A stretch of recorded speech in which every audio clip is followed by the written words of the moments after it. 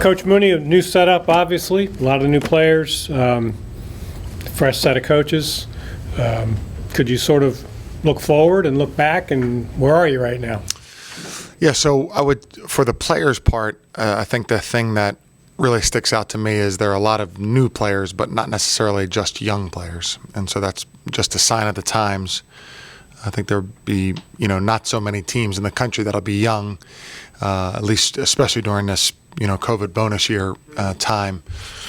Maybe Duke and Kentucky, kind of by choice, they'll be young, but so that really stands out because you have experienced guys who have played college basketball, who have gone through the years of training and all the things that go into it, and are less surprised by everything. So that really stands out, and we feel like we've added good players. The new coaches have been great. Obviously, Will Geip being promoted, Peter Thomas returning, so there's still some familiarity. David Boyden has been an excellent addition to us, or for us.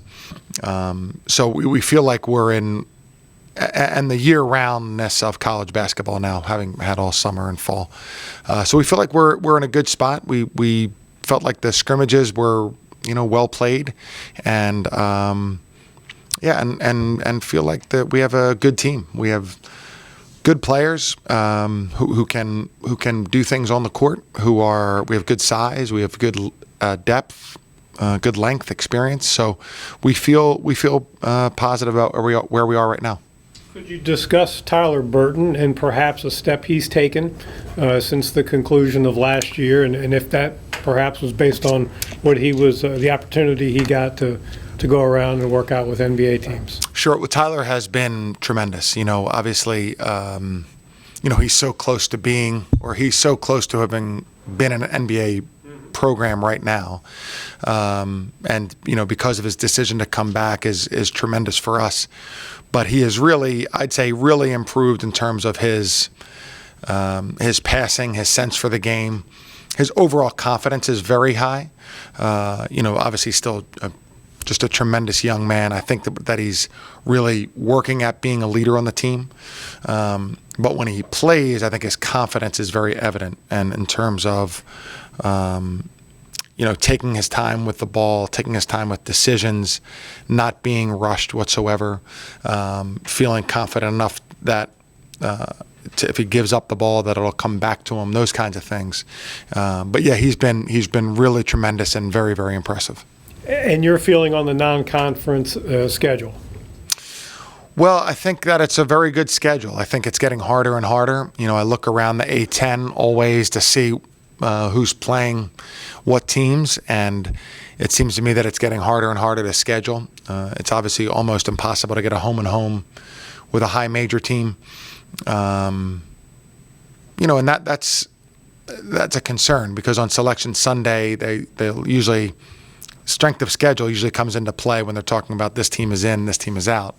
But there's no one on the front end dictating what your schedule needs to look like. Not for us, not for North Carolina, not for anybody. And so we have some marquee games for the A10, but I feel like if you looked at 8-10 years ago, it might be a better slate of games conference-wide.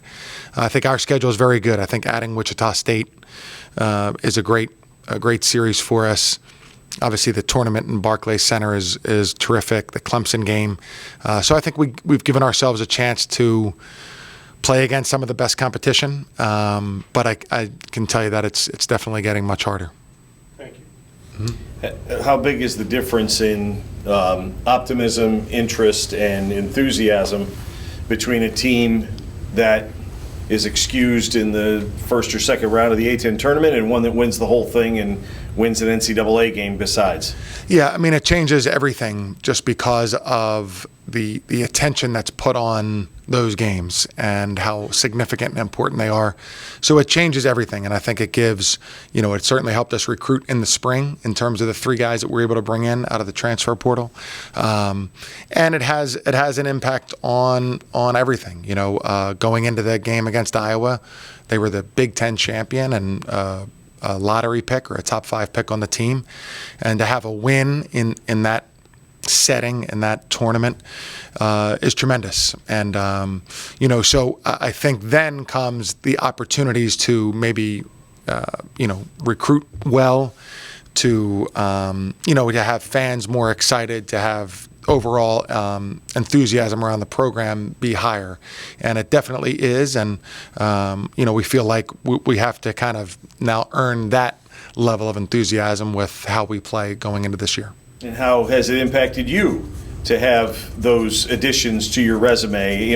They don't come all the time for anybody. Sure. But how are you coming into this season? Yeah, it's great. To be honest with you, the tournament being canceled, it hasn't quite erased that memory. And what those 2 years might have been with such a great team.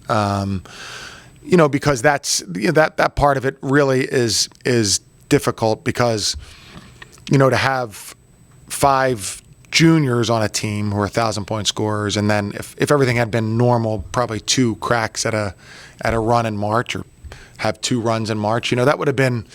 I would really love to have seen what would have happened had everything played out, more that had the way it played out the previous 100 years. So, but it's great. I feel like for those guys, because there's so many of the same guys who were in that room in Brooklyn when everything was canceled and isolated in rooms the whole next year, for those guys to have that kind of accomplishment is wonderful. Is the environment around college basketball, now that the transfer portal has had a year or two to kind of get up and running, and because the work that you are allowed to do with the kids has expanded a little bit, is it a little bit easier now to integrate a team like you have with 3 transfers and a couple of young kids that are going to be playing more minutes? Is it easier to get everybody on the same page now than it might have been, let's say, if you had this set up 5 or 10 years ago? Definitely. It's so much easier and more the norm. I mean, I think in the summer we get 8 weeks to work with the guys. So essentially they're here for the whole, or just about the whole summer break. They're experienced players, the guys who come from the portal. So, while everything might be slightly different, they've still had, busy days of college basketball, weightlifting, film, individual workout, team workout. They've experienced those. They understand the energy that it takes to, get through one of those days and to do well and things. So, and then you have that much more time to work with them. So yeah, I think it's much easier, and I think that's, I don't know if that was the intention, but that's a byproduct that you can put together a team that's a little bit more talented and experienced much more easily than you could have before. It would have been hard before to have, guys who could be ready to play, even if they were just as talented as the departing group, but they just they had so much less experience. Did you have to have any kind of turning the page moment with the returning guys? I mean, last year's going to be evergreen. It's going to live forever. Well, it should, obviously. But there were enough of them that experienced last year that now you want to put in a position to do it again this year, or is it kind of natural? Yeah, that's interesting, because we thought about that, or at least I thought about that a lot. Like, do you throw the trophy in the trash can and all that stuff? Right? We did not. My concern with that, or making it a clear distinction, was, Andre, Matt, and Connor, and Tyler, they're a big part of that. And so as much as the seniors, the 6 seniors who were there, that's the biggest part of the story, that they returned and that happened. But they were a big part of that. So I don't want to suggest that it was only those guys were able to accomplish that for us. We all put into that, and more building off of it. There had been bad luck. There had been, we're a at-large team, then the tournament's canceled, and the next year is, really challenging.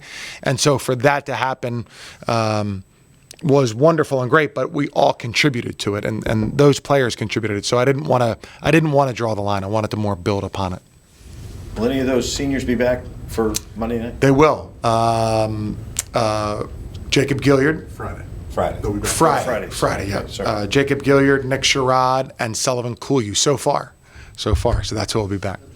Tyler, a lot of changes, obviously, since last spring. I wonder what the vibe is, what your level of confidence is with this group.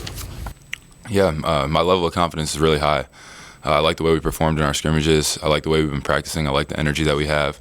I like the way we're coming together as a team and the camaraderie that we're beginning to have. And like I just said, very, very confident for this season. Could you look back on your journey from last season and the stops you made in the NBA camps and perhaps what you drew from that helped you as you move forward? Yeah, it really just gave me confidence, gave me a lot of closure as a player. I got a lot of answers. I asked a lot of questions. I found out who I was. I was tested, and it just really helped my confidence, helped me learn and grow as a person, and I'm ready to go show it off this upcoming season. From an on-court perspective, will there be an aspect of your game that people say, clearly that's better than it was last year? First off, as a leader, I think that will emerge a lot this year. I will show that I'm a better leader. And then I just think every aspect of my game improved this summer. Worked on my foot speed, got better at defense, worked on my shooting very diligently. And, I think all aspects will show and improve. Not all players are back, but there are a significant amount of players who are on a championship team. Does that help? Absolutely. I said earlier, a lot of guys have seen what it takes to win a championship now, and that's what we have. They know what it takes every single day. They know the energy that we need to bring. They know that they need to step up, whether they're young, whether they're old. They know that it takes everybody stepping up in order to make a run and do something special. So I think seeing things last year for everybody really helps this year. Thank you. Can you notice a difference in off-season and preseason work directly relatable to coming off a championship and an NCAA win? Yeah, absolutely. A lot of people are overlooking us right now, and then we're also hungry for another one. So I think just those two things together combined makes everyone just very, very excited and very, very focused on what's upcoming. How does being in more of a leadership role, how does that change how you approach just like a regular normal practice? Like, are you the kind of guy that will take one of the younger guys aside, or are you more lead by example type? A little bit of both. If something needs to be said, I'll definitely say it. I don't want to say it was convenient, but it was very different when Grant and Jacob were here. Grant was a very vocal leader. Jacob was one of those guys who will pull you to the side or also lead by example. So now I kind of have to find the medium between both of them, be vocal, but also be that leader that can pull you aside, and you guys can have a serious conversation and really change things if things need to be changed. But I think that's the biggest thing for this year for me. Was the decision to return here an easy one based on what you were told, or did you struggle with it at all, or what's that process like for those of us that'll never go through it? It was you just have to understand what your values are, and then if your opportunity aligns with your values, you take it, and if it doesn't, you go back and try again. And I'm back here and I'm going to try again.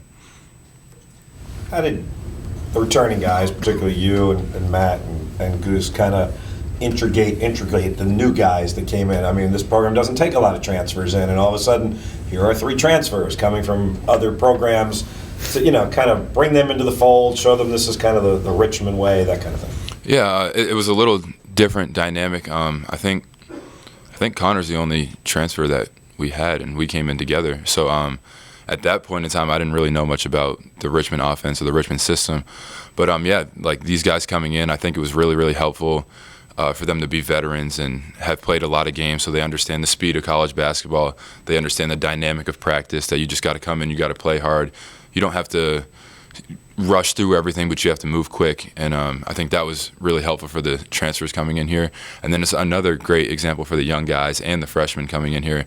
Another way to pick up and learn things and not have to really struggle and panic all the time and just see veterans go through a new system.